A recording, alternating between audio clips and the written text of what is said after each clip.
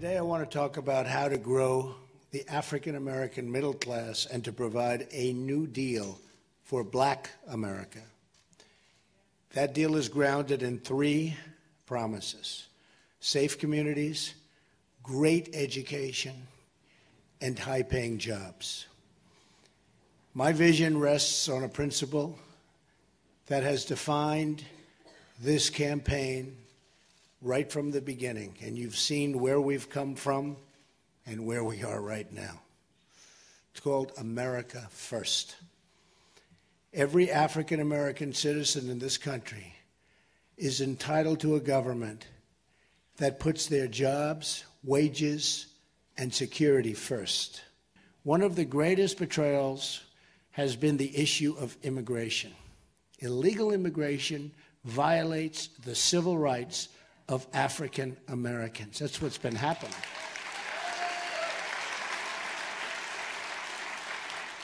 No group has been more economically harmed by decades of illegal immigration than low-income African American workers.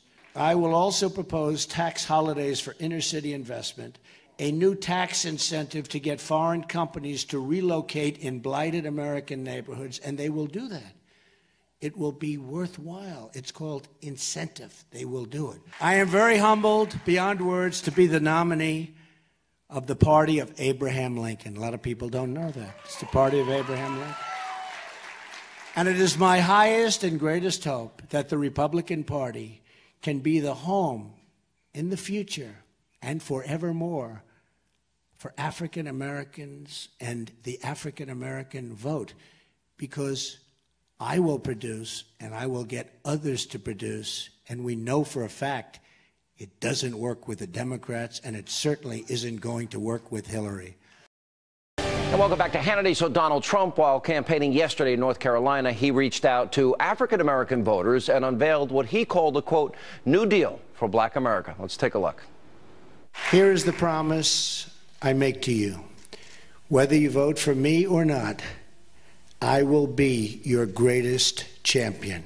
I will also pursue financial reforms to make it easier for young African Americans to get credit to pursue their dreams in business and create jobs in their communities. We will also encourage small business creation by allowing social welfare workers to convert poverty assistance into repayable but forgivable microloans. Everywhere I go in this country, all I see is untapped potential waiting to be set free. And maybe the greatest of that potential is in the African American communities. There's so much potential. Here now with reaction, former 2016 GOP presidential candidate Dr. Ben Carson and Trump campaign advisor, senior advisor A.J. Delgado. All right, Dr. Carson, three big promises: safe communities, great education, high-paying jobs. If you look at the numbers and break down issues economically in the Black community, they have been disproportionately impacted by violence, by a bad educational system, and the lack of economic opportunity. So this, to me, seems to be, must be a long-standing promise that Republicans should be making every year, not just campaign years. Yeah, well, better late than never. The Republican Party has been tardy when it comes to focusing on the downtrodden communities, you know, both on the inner city, some of our rural communities. And whenever I talk about that with Donald Trump, he gets very animated from the very beginning. And he understands that these communities are vital to the health of our nation. And you can't have a successful nation without this. But some of the keys are a good education, because that changes the trajectory of one's life. Well, that's what your mother did for you. Opportunities. Dr. Carson, your mother Absolutely. took you off the streets and your friends, and she said, you got to read, you've got to study, and took away your games and your TV, and, you know, look at what you became, one of the best surgeons in history. Well, it really differs from what the Democrats have offered. You know, they say, I'm going to give you this housing subsidy, I'm going to give you free health care, I'm going to give you food stamps.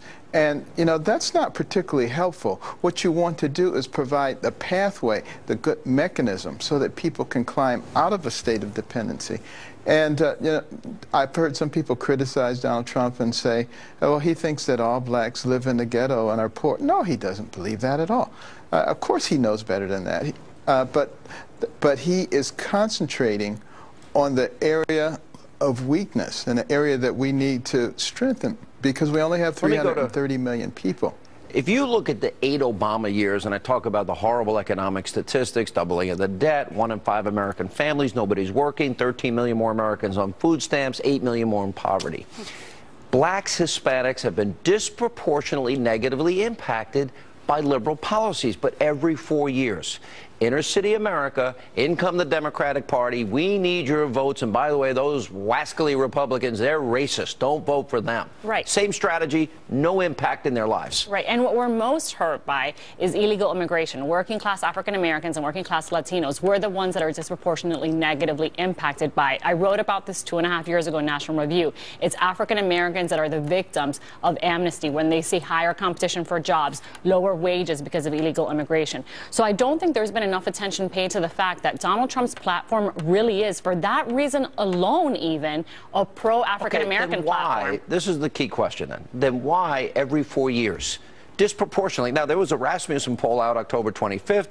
Trump has 16% support from black Americans. Okay, almost triple the amount that Mitt Romney had. But why still such a low number?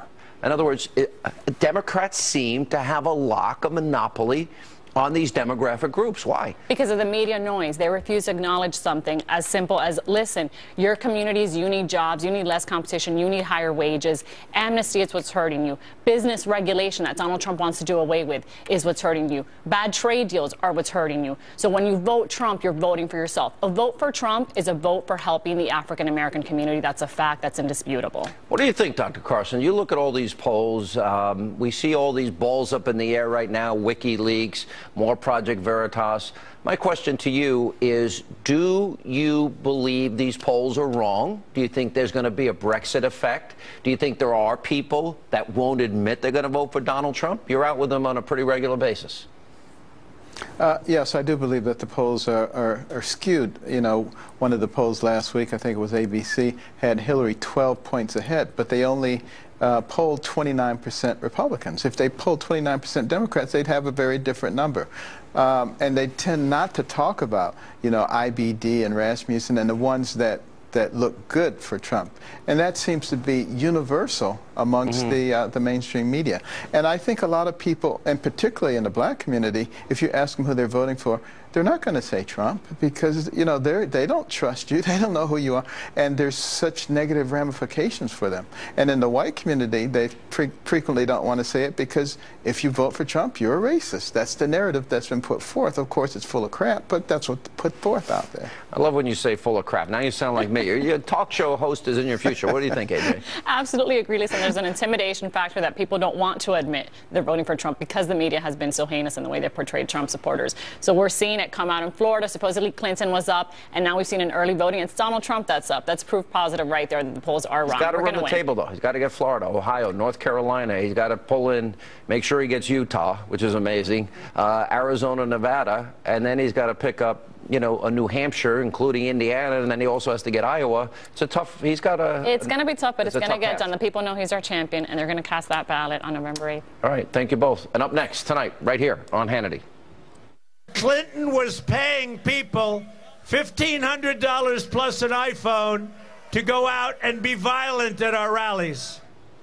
$1,500 and an iPhone. Donald Trump talking about how terribly his supporters are treated on the campaign trail. Up next, we're going to play you more of that town hall that we had with conservative millennial voters. You're going to hear from two amazing college students who say they've been harassed for their conservative views.